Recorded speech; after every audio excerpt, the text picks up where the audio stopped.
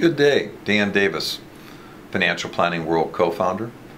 Financial Planning World is excited to be the sponsor of today's Best Practice video series. Our topic is in the area of financial planning, specifically retirement planning, and the effects of interest rates on that. I'm joined by Sam Miller. Sam, co-founder, Financial Planning World. Thanks for joining me. Thanks for having me. Yeah, you're welcome. So when you do the work for the financial plan, tell me a little bit about your thoughts on the different interest rates. Yeah, so the interest rate is one of the key variables in financial projections, especially the retirement planning, as you mentioned, and that it really drives what the client can do and when they can retire, so on and so forth. And so with that, it's very important that we be very realistic when it comes to those rate of returns.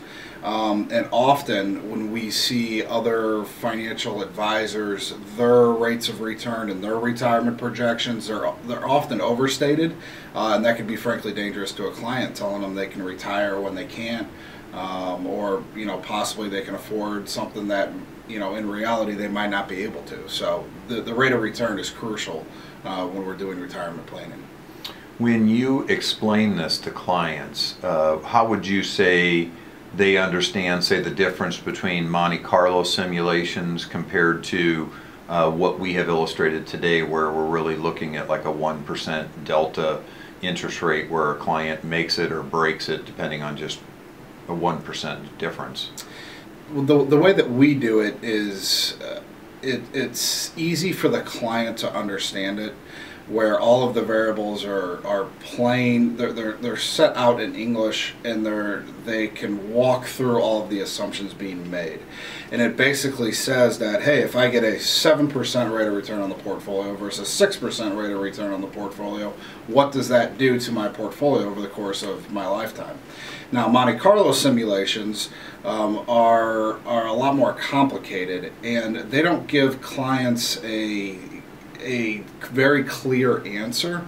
They will provide a probability statistic that to some of our clients, engineers, scientists that are very math oriented, they like those sort of probabilities and those statistics, but in reality they don't really provide a clear answer to most of our clients, and so we feel that just laying it out the way that we do makes it a lot easier for our clients. Excellent, thanks. Really appreciate that. Having practiced for 3 decades and as a certified financial planner since 1997, I think that there's reasons to use Monte Carlo analysis. I also think there's reasons to use the linear approach. We do both. We find explaining the linear in the client's understanding of it for most people is a lot higher. But again, in financial planning world's pursuit of excellence in helping edify and teach financial planners in a community where we're learning, sharing our learnings all together, we think that there's use for both. We do believe that the linear way of explaining financial planning is a lot simpler. But if you'd like to learn more, financialplanningworld.com is available, has a variety of series from industry trends, best practices for financial planning, best practices for business operations. If you'd like to learn more, financialplanningworld.com. Also, you can learn how to join our community. Have a great day. Signing off from ADK Wealth Advisory Group's office in St. Louis. Have a great day.